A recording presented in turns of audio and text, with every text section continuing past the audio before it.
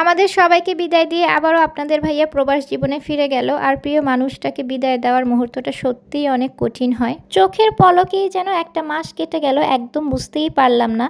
আমাদের রাজকন্যাদের রেখে যেতে আপনাদের ভাইয়া ভীষণ কষ্ট পাচ্ছিল, বিদায় যেন দিতেই ইচ্ছে করছিল না। বড় রাজকন্যাকে কোলে নিয়ে গাড়ির সামনে যাচ্ছিল, সবার কাছ থেকে বিদায় নিয়ে এয়ারপোর্টের উদ্দেশ্যে রওনা করবে। সবাই দোয়া করবে। মনের ভিতর চাপা কষ্ট নিয়ে আপনাদের ভাইয়াকে বিদায় দিলাম। আশা করি আমার আপুরা ভাইয়ারা সম্পূর্ণ ভিডিওটি দেখবেন। যেহেতু আপনাদের ভাইয়া চলে যাবে, তাই ব্যাগ গোছানো হতে শুরু করে সমস্ত কিছু আমিই করে দিচ্ছিলাম। আর এটা হচ্ছে আমাদের অ্যানিভার্সারির হোয়াইট কালারের পাঞ্জাবিটা। বলছিলাম এটা তুমি নিয়ে যাও, এটা তোমাকে পরলে ভীষণ সুন্দর লাগে। সেই সাথে আরো কিছু জিনিস দিচ্ছিলাম, বলছিলাম যে ঈদ তো আর আমাদের সাথে করতে পারলে না, বিদেশে গিয়ে ঈদ করবে, তো ঈদের আগে নিজের স্কিনটাকে আরো বেশি সুন্দর করে নিও। সেজন্য কিন্তু একটা বডি ক্রিম দিয়ে দিলাম, দিয়ে বলছিলাম যে এটা প্রতিদিন রাতে ইউজ করো। সেই সাথে একটা সাবানও দিচ্ছিলাম, বলছিলাম যে এটাও প্রতিদিন ইউজ করবে। সেই সাথে একটা নাইট ক্রিম। তো এই তিনটা কম্বো দিয়ে আমি বলছিলাম যে এটা প্রতিদিন ইউজ করবে এবং এর পরের বার যখন বাংলাদেশে আসবে নিজেকে অনেক বেশি সুন্দর করে ফর্সা করে তারপর নিয়ে আসবে, তোমাকে দেখে যেন আমরা চিনতেই না পারি। এই কথা বলে একটু ফান করছিলাম। দেন আপনাদের ভাইয়া বলছে থ্যাংক ইউ এত কিছু গিফট করার জন্য, এগুলো আমি রেগুলার ইউজ করবো এবং কি বেনিফিট পাই তোমাকে জানাবো। তো যাই হোক, আপনাদের ভাইয়াকে কিন্তু আমি এই তিনটা প্রোডাক্টের একটি কম্বো দিয়েছি। এখানে দেখতে পাচ্ছেন একটি সাবান, এটা কিন্তু স্যাফরন গোট মিল্ক। এই সাবানটা ব্যবহারে কিন্তু ত্বকটা অনেক বেশি ব্রাইটেনিং হবে। আর ঈদের আগে যারা স্কিনটাকে চাচ্ছেন অনেক বেশি গ্লোয়িং করতে, তারা কিন্তু অবশ্যই নিয়ে নিতে পারেন। এরপর দেখতে পাচ্ছেন একটা নাইট ক্রিম, যাদের মুখে কোনো ধরনের গ্লো নেই, এছাড়াও মুখের মধ্যে অনেক ধরনের দাগ, সমস্ত কিছু কিন্তু দূর করবে এই একটা মাত্র নাইট ক্রিমে। এই ক্রিমটা এতটা পরিমাণে ভালো যে একবার ব্যবহার করলেই কিন্তু এটার বেনিফিটটা আপনারা বুঝতে পারবেন। আর এটা কিন্তু কোনো ধরনের সাইড ইফেক্ট নেই, মহিলা পুরুষ সবাই ব্যবহার করতে পারবেন। এছাড়া এই নাইট ক্রিমটা কিন্তু প্রতিদিন রাত্রেবেলা এরকম করে ইউজ করে ঘুম থেকে উঠে সকালবেলা স্যাফরন গোট মিল্ক যে সাবানটা দেখতে পেয়েছেন, সেই সাবানটা দিয়ে কিন্তু ফেসটা সুন্দর করে ধুয়ে ফেলবেন। এতে কিন্তু অনেক বেশি উপকার পাওয়া যাবে, ভালো রেজাল্ট পাওয়া যাবে, একবার ইউজ করলে কিন্তু বুঝতে পারবেন। এরপর দেখতে পাচ্ছেন একটা হোয়াইটেনিং বডি ক্রিম। আর এই বডি ক্রিমটা যেখানে ইউজ করা হবে সেখানে কিন্তু অনেক বেশি ফর্সা হয়ে যাবে, শরীরের যে কোনো জায়গায় কালো দাগ কিন্তু দূর করবে। আর এই পুরো কম্বোটি পেয়ে যাবেন মিস অর্গানিক বাংলাদেশে। পেজ লিঙ্কটা কমেন্ট বক্সে এবং ক্যাপশনে দিয়ে দেব। আমার আপুরা ভাইয়েরা খুব দ্রুত ঈদের আগে কিন্তু অর্ডার করে নিয়ে নিতে। তো যাই হোক, আপনাদের ভাইয়া যেদিন চলে যাবে তার আগের দিন কিন্তু এগুলো রান্না করা হচ্ছিল। আপনাদের ভাইয়া হচ্ছে পরের দিন চলে যাবে আর কি, তার ফ্লাইট ছিল একদম ভোর রাতের দিকে, রাত 3:30-এর দিকে। তো আগের দিন হচ্ছে এগুলো সমস্ত কিছু রান্না করে ডিপ ফ্রিজ করে রাখবো, একদম বরফ বরফ যদি থাকে ফ্রোজেন করা, সেক্ষেত্রে কিন্তু যেতে যেতে এগুলো গলবে না, ভালো থাকবে। ওই জন্য কিন্তু আগের দিন রান্না করা হচ্ছিল। এমনিতে অনেক কাজ ছিল, অনেক ঝামেলার মধ্যে দিয়ে সমস্ত কিছু রেডি করে কিন্তু রান্না করা হচ্ছে।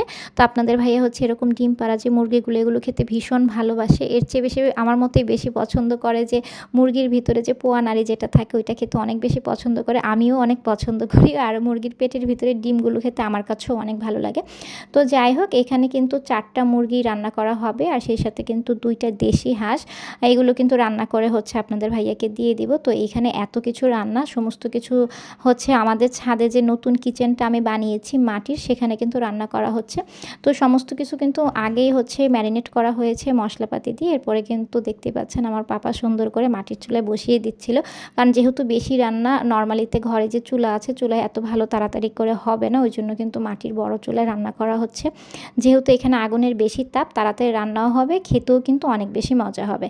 তো এক চুলায় কিন্তু 4টা মুরগি একসাথে বসিয়ে দেওয়া হয়েছে, আর এক চুলায় কিন্তু 2টা হাঁস একসাথে বসিয়ে দেওয়া হচ্ছে। আর আপনাদের ভাইয়া যেহেতু ঝাল খেতে একটু বেশি ভালোবাসে, সেজন্য কিন্তু সমস্ত কিছুতে একটু ঝাল বেশি বেশি দেওয়া হয়েছে। তো যাই হোক, এখানে রান্না হচ্ছে। দেন আপনাদের ভাইয়া এসে একটু নাড়াচাড়া দিচ্ছিল, বললাম যে আপনার জন্য রান্না করছি, তো আপনি একটু ড্যাগের মধ্যে নাড়াচাড়া দেন, খাবার আরও বেশি সুস্বাদু হয়ে যাবে। তো ছাদে গিয়েই বলে একটু আনন্দ করছিলাম, কথাবার্তা বলছিলাম। তো যাই হোক, রান্নাবান্না শেষ হয়ে গেছে। দেন কিন্তু এগুলো ঘরে নিয়ে এসেছি। এই যে এখানে কিন্তু 4টা মুরগি রান্না করা হয়ে গেছে, আর এই মুরগির পেটের ভিতরে ডিম সমস্ত কিছু কিন্তু একসাথেই করা হয়েছে। তো সেগুলো কিন্তু ঠান্ডা করতে রেখেছি। সেই সাথে কিন্তু শিং মাছ দেখতে পেয়েছেন, আর এগুলো কিন্তু বেলে মাছ বা বাইল্লা মাছ বলা হয়। তো সেগুলোই কিন্তু রান্না করে অলরেডি একদম বাটিতে বক্স করা হয়ে গেছে। সমস্ত কিছু ওইভাবে শেয়ার করার সময় হয়নি। আর এগুলো কিন্তু শিং মাছ। তো শিং মাছগুলো কিন্তু অনেক সুন্দর করে কেটে ধুয়ে পরিষ্কার করতে অনেকটা সময় লেগে গিয়েছিল। তো যাই হোক, রান্না তো সব কিছু কমপ্লিট। এখন সব কিছু হচ্ছে রাত্রেবেলা, যেদিন চলে যাবে আপনাদের ভাই তার আগের দিন রাতে হচ্ছে বক্স করে করে ফ্রিজ করা হচ্ছিল। তো এক বক্স হচ্ছে বেলে মাছ রাখা হয়েছে, আরেক বক্সে হচ্ছে শিং মাছ সুন্দর করে করে রাখা হচ্ছে। সমস্ত কিছু একটু ঝাল ঝাল দেওয়া হয়েছে, আপনাদের ভাই ঝাল খেতেই পছন্দ করে। তো আগের দিন রাতেই হচ্ছে সব ব্যাগ গুছানো হচ্ছিল, যা যা লাগবে প্রয়োজনীয় জিনিসপত্র নেওয়া হচ্ছিল। আর এখানে কিন্তু খাবারগুলো বক্স করা হচ্ছিল। তো 2 বক্স মাছ কিন্তু সুন্দর করে বক্স করে ফেলা হয়েছে। আর এখানে যেহেতু 4টা মুরগি আছে, সুন্দর করে সমস্ত কিছু বক্স করা হচ্ছে। আর আপনাদের ভাইয়া যা কিছু খেতে পছন্দ করে কিংবা ভালোবাসে তাই কিন্তু দেওয়া হচ্ছে। এই যে ডিম পাড়া যে মুরগিগুলো, এগুলো খেতে অনেক বেশি পছন্দ করে, সেজন্য এটাও রান্না করা হয়েছে। আর যে মাছগুলো দেখেছেন দেশি মাছ কিংবা শিং মাছ, এগুলো খেতে অনেক বেশি পছন্দ করে, সেগুলোই কিন্তু দেওয়া হয়েছে। কারণ বিদেশে অনেক কিছু থাকলেও আবার অনেক কিছু পাওয়া যায় না দেশের স্বাদের। যেমন এই শিং মাছটা এত সুন্দর করে বাংলাদেশি স্বাদেরটা হয়তো পাওয়া যাবে না, তবে পাওয়া যায় সব কিছুই, আমাদের মতো বাংলাদেশের এই স্বাদটা পাওয়া যাবে না। সেজন্য বাংলাদেশি সমস্ত খাবার রান্না করে দিয়ে দিচ্ছে। আর আপনাদের ভাইয়া বলছিল এগুলো নিয়ে গিয়ে বিদেশে প্রায় 1 মাসের মতো আস্তে আস্তে একটু খাবে, কারণ যখনই বিদেশে গিয়ে দাঁড়ায় এতটা বেশি খারাপ লাগে, পরিবারের আপনজনকে সবাইকে ছেড়ে যে খাওয়ার কোনো রুচি থাকে না কিংবা নিজে রান্না করে খাবে, সমস্ত কিছুই তো বিদেশে নিজের করে খেতে হয়, অনেক বেশি কষ্ট হয়ে যাবে। যাতে প্রাথমিক অবস্থায় যেন তেমন বেশি কষ্ট না হয়, ওই জন্য কিন্তু সমস্ত কিছু দিয়ে দেওয়া। এবং বললাম যে প্রথম 1টা মাস যেন মনে হয় যে বাংলাদেশেই আছি, বাংলাদেশের খাবার দাবার খাচ্ছে, এমনটা যেন মনে হয়। তো যাই হোক, খাবারগুলো কিন্তু সমস্ত কিছু রেডি করা হয়ে গেছে। এখানে কিন্তু আমার বড় ভাই আর আপনাদের ভাইয়া কথাবার্তা বলছিল, আর এখানে আমি পায়ের মধ্যে আমাদের ছোট্ট রাজকন্যাকে একটু ঘুম পাড়াচ্ছিলাম। আর সেই সাথে কিছু মরিচ নিয়ে যাবে, এখানে দেখতে পাচ্ছেন অনেকগুলো শুকনা মরিচ, সেই সাথে হচ্ছে কাঁচা মরিচ, এছাড়াও হচ্ছে আমাদের ছাদ বাগানের ছাদের 2টা লাউ, এগুলো কিন্তু দিয়ে দিব। বলেছিলাম যে মাছ দিয়ে লাউ দিয়ে রান্না করে খেয়েও বিদেশে গিয়ে। তো যাই হোক, সেদিনের রাতটা তো চলে গেল। তো ফ্রিজেই ছিল সমস্ত খাবারগুলো। আর এটা কিন্তু পরদিন হচ্ছে রাতের দিকে, সন্ধ্যার দিকে আর কি, খাবারগুলো একদম প্যাকেট করে প্রতিটা খাবারের উপরে নাম লিখে দিচ্ছিলাম কোনটা কী খাবার, নয়তো আপনাদের ভাই তো জানবেই না কোনটার ভিতরে কী আছে। আসলে সমস্ত কিছু আমি প্যাকেট করে দিয়েছিলাম। আপনাদের ভাইয়া অনেক বেশি টায়ার্ড ছিল, ঘুমোচ্ছিল এই মুহূর্তে, তাই আমি বলছিলাম যে যা কিছু প্যাকেট করে দেওয়া আছে তুমি হচ্ছে সেখানে গিয়ে বক্সগুলো খুললেই বুঝতে পারবে কোন ব্যাগে কি দিয়েছি। এরপর কিন্তু আমার দেবরও চলে এসেছে। তো দেবর হচ্ছে আপনাদের ভাইয়াকে বিদায় দিবে, কিছুক্ষণ পর আপনাদের ভাইয়া চলে যাবে। তার এক মুহূর্তে হচ্ছে ছোট রাজকন্যাকে কোলে নিয়ে অনেকক্ষণ কথা বলছিল, কারণ চলে যাবে তো একটু পরে, অনেক বেশি খারাপ লাগছিল। কিন্তু আপনাদের ভাইয়াও কাউকে তেমন বুঝতে দিচ্ছিল না, আমিও কাউকে বুঝতে দিচ্ছিলাম না। পরিবারের সবার সামনে দেখা গেছে যে একটু নর্মাল থাকারই চেষ্টা করি। আর বিদায়ের মুহূর্তে যদি কেউ এভাবে ভেঙে পড়ে তখন কিন্তু যেতে আরও অনেক বেশি কষ্ট লাগে। তো যাই হোক, দেখেন যেহেতু অনেক রাত্রে ফ্লাইট, সেক্ষেত্রে কিন্তু অনেক রাত হয়ে গেছে। আমরা হচ্ছে 12টার দিকে আর কি বের হব, রাত 12টার দিকে। আর একটু আগে বের হওয়ার কথা ছিল, তো আমাদের যেহেতু গাড়ি আসবে তো সবাই মিলে যেহেতু যাবো, সেক্ষেত্রে একটু লেট হলে সমস্যা নেই। আর হচ্ছে আমাদের এই বাচ্চাদের নিচ্ছি না, কারণ এত রাত্রেবেলা ফ্লাইট, সেজন্য হচ্ছে বাচ্চাদের বাসা থেকেই বিদায় দিয়ে যাচ্ছে। তো ছোট্ট রাজকন্যাকে কোলে নিয়ে বারবার দেখছিল আর কি। আর চুল ফেলে দিয়েছে, তো চুল ফেলে দিলে কেমন যেন একটু অন্যরকম লাগে বাচ্চাদের দেখতে। তো যাই এতটা দিন একসাথে ছিলাম, একসাথে এত সুন্দর করে সময় কাটিয়েছি, ঘুরতে গিয়েছি, অনেক ভালো কাটিয়েছিলাম দিনগুলো, আলহামদুলিল্লাহ। ইনশাল্লাহ আবার পরবর্তীতে কাটাবো। কিন্তু এই যে যাওয়ার সময়টা, এই সময়টাই আসলে অনেক বেশি কঠিন। আপনাদের ভাইয়া যখন বিদেশে চলে যাবে প্রতিটি মুহূর্ত হচ্ছে মিস করব আমরা সবাই, কি সুন্দর করে দিনগুলো কাটিয়েছিলাম। আর আপনাদের ভাইয়া যে কয়দিন ছিল অনেক বেশি বাইরে যাওয়া হয়েছে, ঘোরাফেরা করা হয়েছে। আপনাদের ভাইয়া চলে গেলে সেটা আমার পক্ষে পসিবল হয় না, আমি বেশিরভাগ সময় বাসায় থাকি। আর এখন যেহেতু ছোট্ট একটা বেবি হয়ে গেছে, আরও বেশি সময় পাই না, খুব বেশি ব্যস্ত থাকতে হয়। আমার 2টা মেয়েকে নিয়ে ঘর সংসার বাচ্চারা মিলে আমি অনেক বেশি ব্যস্ত থাকি। আর এর মধ্যে আপনাদের ভাইয়া যখন বিদেশে চলে যাবে শুধু ঘর সংসার বাচ্চা নিয়েই আমার সময় কেটে যায়, কিংবা এটাই হচ্ছে আমার জীবন। তো যাই হোক, আমার ছোটো মামা এসেছে, আমার নানা ভাই এসেছে, রাত করেই সবাই এসেছিল বিদায় দিতে। আপনাদের ভাইয়া হচ্ছে রেডি হয়ে গেছে একদম। এখন দেখেন শালা দুলা ভাই বড় মেয়ে সবাই মিলে একদম জড়িয়ে ধরে কান্নাকাটি করছিল। আমি বারবার বলছিলাম একদম কাঁদবে না, কিন্তু এই তো চলে আসবে আবারই। আপনাদের ভাইয়াও বলছিল এই যে মামুনি চলে আসবো, একদম মন খারাপ করে না, এই কয়টা দিন পরে আসবো, তুমি গুনে রেখো। তো যাই হোক, আমাদের গাড়ি হচ্ছে চলে এসেছে। আর আমি বলছিলাম যে বাচ্চাদের যাওয়ার দরকার নেই, আমি যাচ্ছি। আর বাচ্চাদের তো রেখে যেতে হবে, সেক্ষেত্রে হচ্ছে আমি আমার আম্মুর কাছে রেখে গিয়েছিলাম বাবুকে এবং আমার বড় মেয়েকে, সবাইকে দেখে রাখার জন্য। আর হচ্ছে যে নানু আসছিল, তো সবাই হচ্ছে বিদায় নিচ্ছিল। আর আপনাদের ভাইয়া সবাইকে বারবার বলে যাচ্ছিল আমার বউকে বাচ্চাদের সবাইকে দেখে শুনে রাইখেন, আমি যেহেতু দূরে থাকবো। আরও বলছিল আমার আমানত আপনাদের কাছে রেখে গেলাম, যত্ন করে রাইখেন, আমি দূরে থাকবো, অনেক বেশি টেনশন করব, কিন্তু আপনাদের কাছে যেহেতু থাকে সেজন্য আমি টেনশন ফ্রি থাকি। আর এই যে সবাই দেখে শুনে থাকেন, ভালো থাকেন, এই বলে কিন্তু ঘর থেকে বিদায় নিচ্ছিল আর কি। তো এখানে হচ্ছে আবার একটু ছোট রাজকন্যাকে কোলে নিতে চাচ্ছিল, কারণ ওকে আমরা খুব বেশি বাইরেও নিব না, যেহেতু অনেক রাত হয়ে গেছে, ঘরের থেকে বেশি বাইরে নিব না। বলছিল যে ঠিক ঠিক আছে দাও। সিঁড়ি থেকে পর্যন্ত একটু নিচ পর্যন্ত যাই ওকে কোলে নিয়ে। তো যাই হোক এখানে কিন্তু ব্যাগগুলোও ছিল।